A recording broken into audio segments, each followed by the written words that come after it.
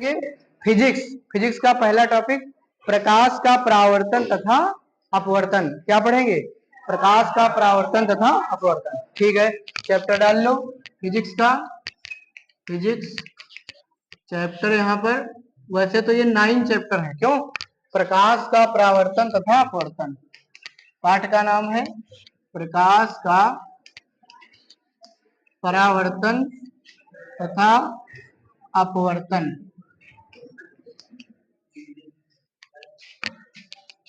प्रकाश का परावर्तन तथा अपवर्तन। ठीक, रिफ्लेक्शन ऑफ लाइट। लाइट माने प्रकाश, रिफ्लेक्शन एंड रिफ्रैक्शन, ये है पाठ का नाम। ठीक, देखो सबसे पहले इसमें हम लोग क्या पढ़ेंगे? प्रकाश। क्या पढ़ेंगे? प्रकाश। प्रकाश यानी कि लाइट। बताओ प्रकाश क्या होती? प्रकाश क्या होता है बताओ? किसी को मालूम है प्रकाश क्या होता है? नहीं मालूम? इसको दिखाओ। हाँ बताओ क्या होता है? हाँ दिखा दिया करो जो बच्चे बता रहे हैं। हाँ बताओ बताओ बताओ, खड़े होके बताया करो, खड़े होके बताओ। हाँ, प्रकाश एक प्रकार की क्या है? ऊर्जा है, जिसके द्वारा हम वस्तुओं को देख पाते हैं। या कह लीजिए प्रकाश एक प्रकार की ऊर्जा है जो हमारी आंखों पे दृष्टि संवेदना उत्पन्न करती है। क्या करती है? आंखों पर दृष्टि संवेदना उत्पन्न करती है। या हम दूसरी भाषा में कह लें कि प्रकाश एक प्रकार की ऊर्जा है जिसके द्वारा हम वस्तुओं को देख पाते हैं। लिख लो, लिखो प्रकाश एक प्रकार की ऊर्जा है। लिखो प्रकाश एक प्रकार की ऊर्जा है। एक प्रकार की ऊर्जा है। प्रकाश एक प्रकार की ऊर्जा है जिसके द्वारा हम वस्तुओं को देख पाते हैं। जिसके द्वारा हम वस्तुओं को देख पाते हैं। हम वस्तुओं को देख पाते हैं। देख पाते हैं। ठीक, जो बुक में परिभाषा लिखी है वो भी सही है। प्रकाश एक प्रकार की ऊर्जा है जो हमारी आंखों पर दृष्टि संवेदना उत्पन्न करती है। ठीक, और ये भी परिभाषा अच्छी है। प्रकाश एक प्रकार की ऊर्जा है, एनर्जी है जिसके द्वारा हम वस्तुओं को देख। अगर लाइट ना हो तो क्या वस्तुओं को देख पाओगे? जैसे अंधेरे कमरे में चले जाओगे तो वस्तुएं दिखाई नहीं देंगी। कुछ देर के बाद जब पुतली स्वतः थोड़ा थोड़ा बड़ी होगी तब वो कहीं वस्तुएं धीरे धीरे दिखाई पड़ती हैं। समझे? बिना लाइट के वस्तुएं दिखाई नहीं देती। जैसे अभी ये रूम बना जिसमें हम लोग पढ़ रहे हैं, अगर ये खिड़कियां और इधर सब बंद कर दिया जाए तो इसमें कुछ भी दिखेगा नहीं। ठीक,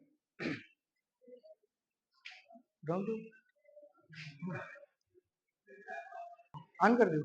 अब हम लोग लिखेंगे प्रकाश के गुण। क्या लिखेंगे? प्रकाश के गुण। हेडिंग डाल लो प्रकाश के गुण, यानी properties of light. Properties of light. Properties of light. प्रकाश के गुण क्या होते हैं? प्रकाश के गुण बताओ। प्रकाश के गुण बताओ, कोई बताएगा प्रकाश के गुण क्या होते हैं? नहीं। प्रकाश का एक सबसे बढ़िया गुण है कि यह सदैव सीधे रास्ते में चलता है ना? प्रकाश सदैव सीधे रास्ते में चलता है, या प्रकाश सदैव सीधी रेखा में गमन करता है, मैंने चलता है। प्रकाश चलेगा तो बिल्कुल सीधा। ऐसा नहीं कि भाई तुम खड़े हो तो तुम इधर साइड से निकल जाए, आपका मकान पड़ गया तो उधर साइड से निकल जाए, है ना? कि भाई अंकित खड़े हैं तो प्रकाश इनको डर रहा है साइड से निकल जाए, ऐसा है? प्रकाश तो सीधी रेखा में आएगा, है ना? अगर कोई वस्तुएं पारदर्शी होंगी तो उनको आर पार करके बाहर निकल जाएगा। कुछ वस्तुएं होंगी जैसे अपारदर्शी जिनमें दिखाई नहीं देता होगा, समझ गए? तो भाई उसको पार नहीं कर पाएगा और उसी की बनेगी परछाई, यानी कि छाया बनेगी। जैसे हम लोग हैं, हमको तो प्रकाश पार नहीं कर पाएगा, हमको आपको, तो हमारी आपकी क्या बनेगी? छाया बनेगी। बुक की क्या बनेगी? छाया बनेगी। पेड़ पौधों की क्या बनती है? छाया बनती है। अपारदर्शी और जो अल्प पारदर्शी होते हैं जिनसे कुछ कुछ प्रकाश बाहर निकलता है, धुंधला प्रकाश, है ना? पूरा नहीं निकलता, जैसे तेल लगा हुआ कागज, या बल्ब के जो व्हाइट वाले बल्ब आते हैं उनके ऊपर वाला वो जो होता है, पूरा तो नहीं निकल पाता, उसमें से टकरा करके कुछ प्रकाश बाहर निकलता है, समझ गए? तो प्रकाश देखो पारदर्शी हो गया, अपारदर्शी वस्तुएं और अल्प पारदर्शी। अपारदर्शी, पारदर्शी, अल्पारदर्शी, समझ गए ना? 3 प्रकार की। तो प्रकाश का पहला गुण क्या है? कि प्रकाश सदैव सीधी रेखा में चलता है। एक पॉइंट लिख लो, प्रकाश सदैव सीधी रेखा में चलता है। पॉइंट लिख लो, लिखना पड़ेगा, लिख लो। देखो प्रकाश सदैव सीधी रेखा में चलता है। प्रकाश सदैव सीधी रेखा में चलता है। ठीक, गमन करता है, चाहे लिख लो विज्ञान की भाषा में। प्रकाश सदैव सीधी, क्या लिखा, सीधे, प्रकाश सदैव सीधी रेखा में चलता है, यही लिखोगे। प्रकाश सदैव सीधी रेखा में चलता है, ठीक, या गमन करता है। दूसरा पॉइंट क्या लिखोगे, दूसरी चीज ये लिखोगे, प्रकाश विद्युत चुंबकीय तरंगों के रूप में चलता है। किसके रूप में चलता है, विद्युत चुंबकीय तरंगों के रूप में, इलेक्ट्रोमैग्नेटिक वेव्स के रूप में चलता है। विद्युत चुंबकीय तरंगे किसके रूप में चलता है, जैसे हम लोग, आप लोग बात करते हैं फोन पर, तो उसमें जो भी तरंगे निकलती हैं, उसमें भी कौन सी तरंगे निकलती हैं, विद्युत चुंबकीय तरंगे। लिख गया, प्रकाश सदैव सीधी रेखा में चलता है और प्रकाश विद्युत चुंबकीय तरंगों के रूप में चलता है। दूसरा पॉइंट लिख लिया, बोलो। तीसरा पॉइंट लिखो, एक पॉइंट हो गया प्रकाश सदैव सीधी रेखा में चलता है, दूसरा प्रकाश विद्युत चुंबकीय तरंगों के रूप में चलता है।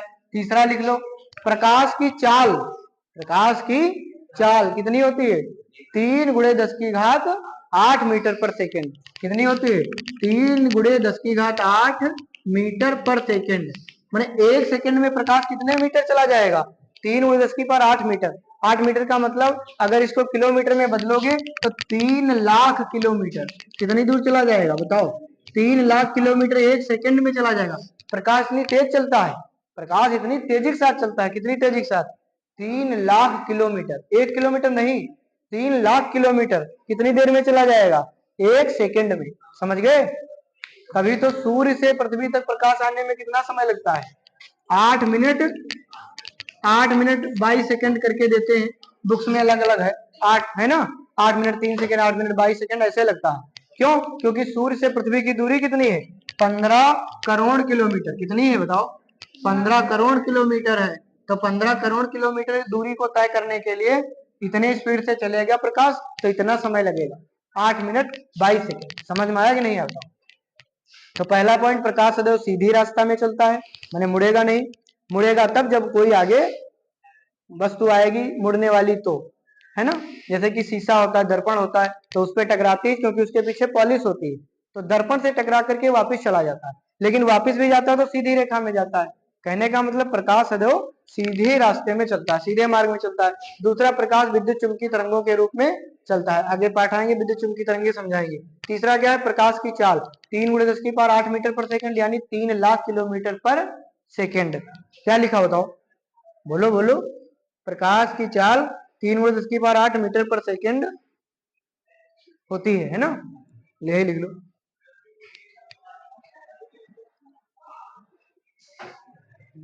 और बताओ, प्रकाश के चलने के लिए क्या किसी माध्यम की आवश्यकता होती है, नहीं।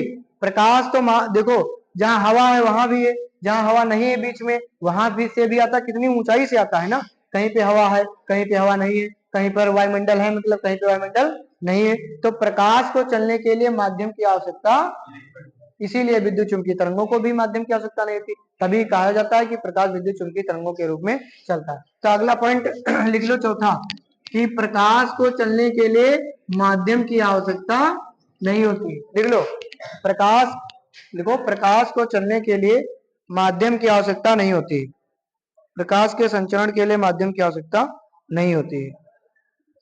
इसका मतलब क्या हुआ, कि प्रकाश निर्वात में भी चल सकता है। निर्वात मतलब जहां पे वात यानी हवा नहीं है। तो पॉइंट लिख लो अगला, प्रकाश, क्या लिखा, के लिए माध्यम की आवश्यकता नहीं होती, अतः प्रकाश निर्वात में भी चल सकता है,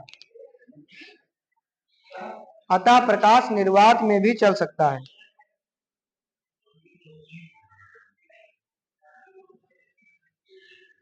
अतः प्रकाश निर्वात में भी चल सकता है, ठीक।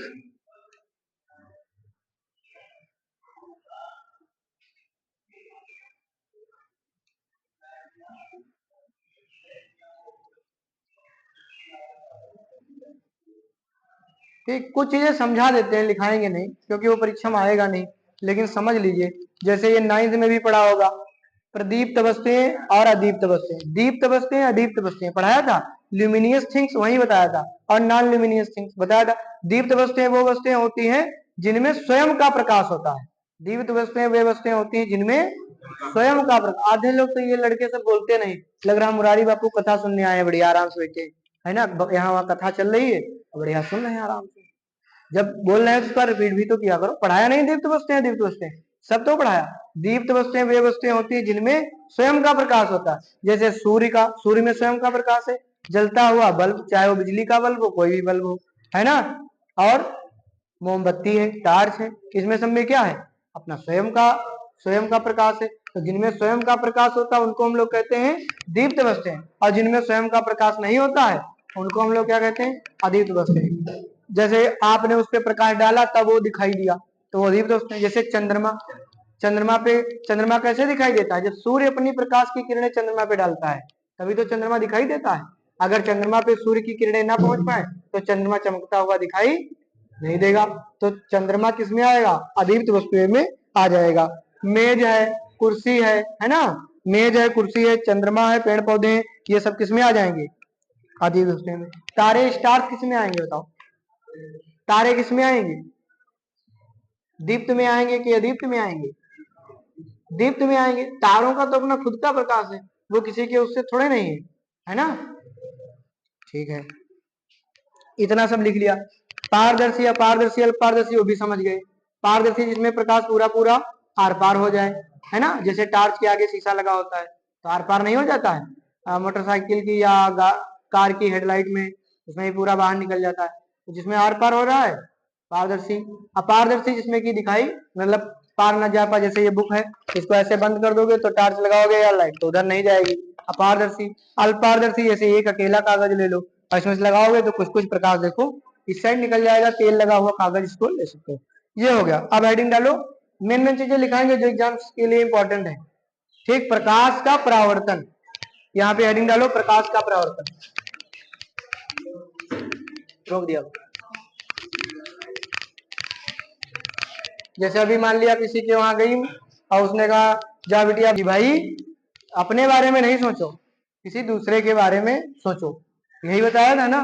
तुम लोग अपने बारे में मत सोचो कि हम बहुत पढ़ेंगे, बहुत अच्छे नंबर आ जाएंगे, है ना, और फिर ये कर लेंगे वो कर लेंगे और ऐसे वैसे।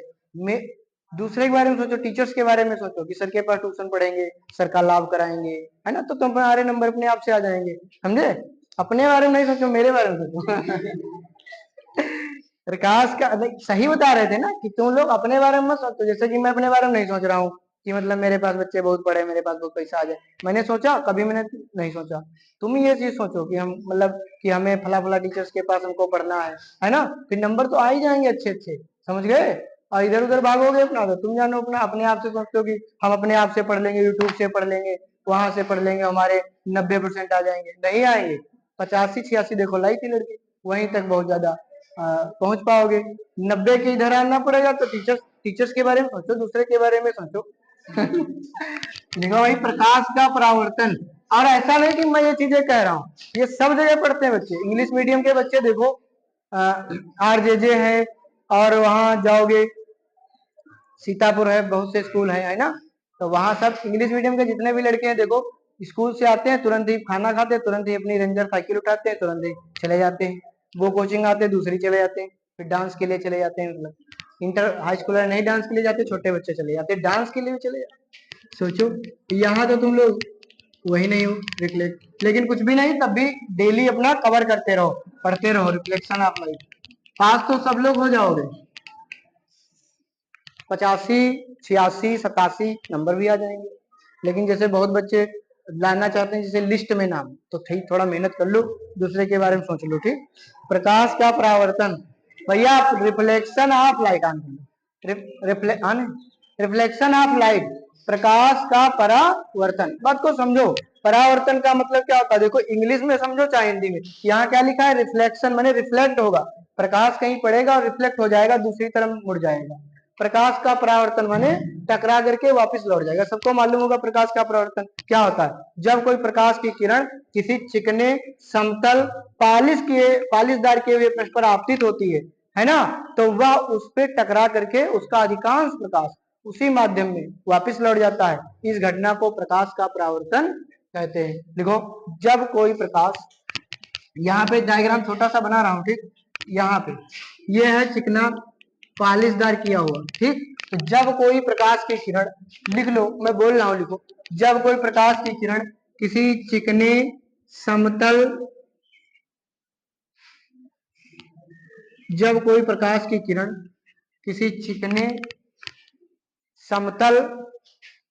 चिकने कामा समतल तथा पालिश किए हुए पृष्ठ पर, खुदा तुम कुछ और लिख रही हो क्या? इधर समझा करो जब समझाया जा रहा है। हाँ, जब कोई प्रकाश की किरण क्या लिखा, चिकने, है ना, का, हाँ चिकने, क्या लिखा स्टार्ट से बताओ। जब कोई प्रकाश की किरण, हाँ चिकने कामा समतल तथा पालिश किए हुए पृष्ठ पर आपतित होती है,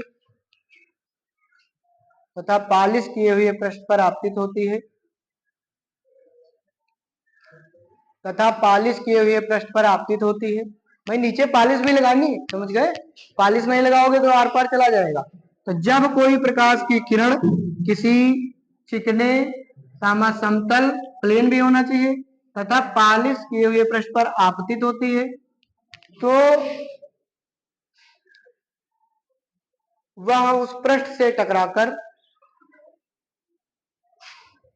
जब कोई प्रकाश की किरण किसी चिकने समतल पालिश किए हुए पृष्ठ पर आपतित होती है ना, तो ऐसे लिख लो, तो उसका अधिकांश भाग, ऐसे लिख लो, तो उसका अधिकांश भाग,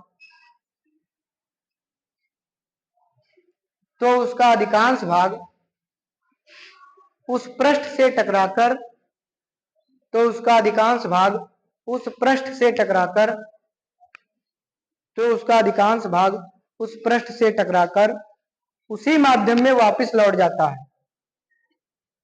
तो उसका अधिकांश भाग उस पृष्ठ से टकराकर उसी माध्यम में वापस लौट जाता है, उसी माध्यम में वापस लौट जाता है। इस घटना को प्रकाश का परावर्तन कहते हैं। इस घटना को प्रकाश का परावर्तन कहते हैं। इस घटना को प्रकाश का क्या कहते हैं? परावर्तन। इस घटना को क्या कहते हैं? प्रकाश का परावर्तन। बताओ समझ में आया कि नहीं आया? बोलो, बताओ समझ में आया कि नहीं आया? क्या लिखा बताओ? बोलो बोलो, क्या लिखा? नहीं लिखा? तेजी से बोलो, डर क्यों रहे? तेजी से बोलो, क्या लिखा? अरे बोलो तो, हंस रही लड़की। जब कोई किरण किसी चिकने समतल तथा पालिश किए हुए पृष्ठ पर आपतित होती है, तो उससे अधिकांश भाग उस पृष्ठ से टकराकर उसी माध्यम से वापस लौट जाता है, जिसे प्रकाश का परावर्तन कहते हैं। जब कोई प्रकाश की किरण, देखो, जब कोई प्रकाश की किरण किसी चिकने, ये कैसा होना चाहिए? चिकने समतल प्लेन तथा पालिश किए हुए पृष्ठ पर क्या होती है? आपतित होती है। ठीक, आपतित माने आती है। तो वह किरण उस पृष्ठ से टकरा करके उसका अधिकांश भाग उसी माध्यम में वापस लौट जाता है। इस घटना को प्रकाश का परावर्तन कहते हैं। अब देखो, ये डायग्राम बनाना है। ठीक, देखो, ये है आपतित किरण। जो आती किरण है उसको हम लोग क्या बोलेंगे? आपतित किरण। ये कौन सी किरण है? आपतित किरण है। ये आपतित किरण हो गई है, यानी इनिशियल रे है। इनिशियल रे है आपतित किरण। ठीक, और ये कौन सी किरण है? परावर्तित किरण है। ये है परावर्तित किरण है। ठीक, रिफ्लेक्ट, यहाँ पे ये है रिफ्लेक्टिव रे। ठीक, रिफ्लेक्टिव रे लिख लो। ठीक, रिफ्लेक्टिव रे हो गया। ये इनिशियल रे हो गई और रिफ्लेक्टिव रे हो गई। और ये है भैया बीच में, ये है अभिलंब। ये क्या है बताओ? ये है अभिलंब। ये अभिलंब है, याद कर लो, ये अभिलंब है। इसको अंग्रेजी में नॉर्मल कहते हैं। क्या कहते हैं? नॉर्मल। ध्यान रखना, आपतित किरण और अभिलंब के बीच में जो कोण बनता है उसको हम लोग कहते हैं आपतन कोण। क्या बोलते हैं? और इसे आई से लिखते हैं, इसको बोलते हैं आपतन कोण, इनिशियल एंगल। आपतन कोण, इसको बोलते हैं आपतन कोण, इनिशियल एंगल। Initial angle. ठीक, और उधर जो परावर्तित किरण तथा विलंब के बीच जो कोण बनता है उसको बोलते हैं परावर्तन कोण। क्या बोलते हैं? परावर्तन कोण, रिफ्लेक्टिव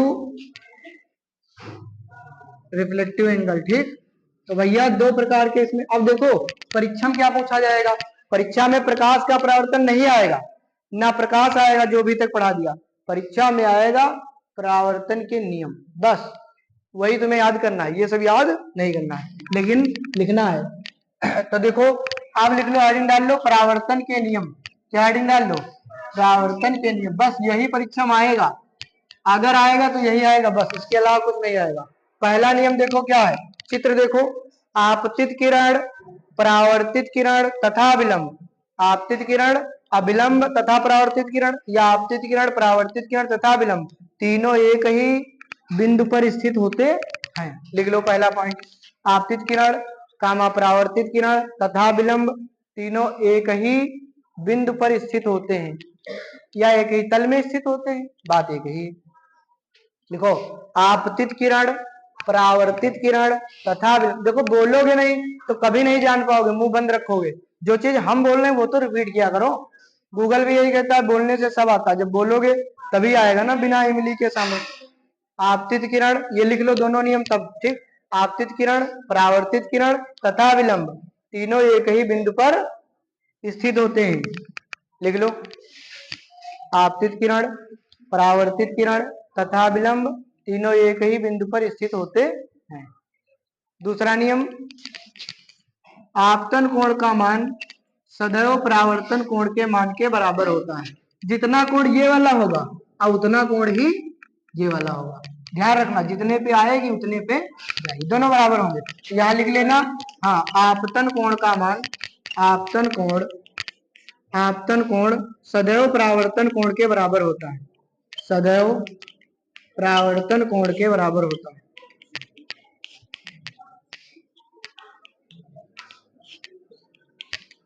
आपतन कोण सदैव परावर्तन कोण, बस दो ही नियम, परीक्षा के लिए यही दो नियम याद कर लेना सभी लोग, आपतित किरण, परावर्तित किरण तथा विलंब तीनों एक ही बिंदु पर स्थित होते हैं, आपतन कोण सदैव परावर्तन कोण के बराबर होता है। धन्यवाद, नेक्स्ट वीडियो में आगे पढ़ेंगे।